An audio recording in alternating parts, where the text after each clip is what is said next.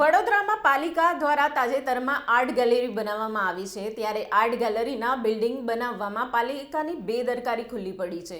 પાલિકા દ્વારા બદામડી બાગ વિસ્તારમાં 5.80 કરોડના ખર્ચે ફાયર સ્ટેશન અને આર્ટ ગેલેરી બનાવવામાં આવી હતી, પરંતુ નવનિર્માણ પામેલા બિલ્ડિંગમાં આર્ટ ગેલેરીમાં જવા માટેનો રસ્તો જ રાખવામાં આવ્યો નથી, તો બીજી તરફ બિલ્ડિંગમાં લિફ્ટ માટેનું નકશામાં પ્લાનિંગ તો કરાયું, પણ તેનું પાલન કરાયું નથી।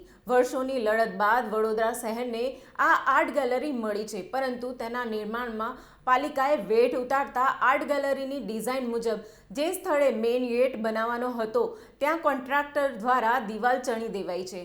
ત્યારે અહીંની આશ્ચર્ય વાત તો એ છે કે ઇમારતમાં રહી ગયેલી ખામીઓ અંગે શહેરના મેયરને ખ્યાલ જ નથી। ખામીઓ અંગે જ્યારે મેયરને પૂછવામાં આવ્યું ત્યારે કહ્યું કે આવી કોઈ ખામી હશે તો અધિકારીઓ સાથે ચર્ચા કરીને દૂર કરાશે।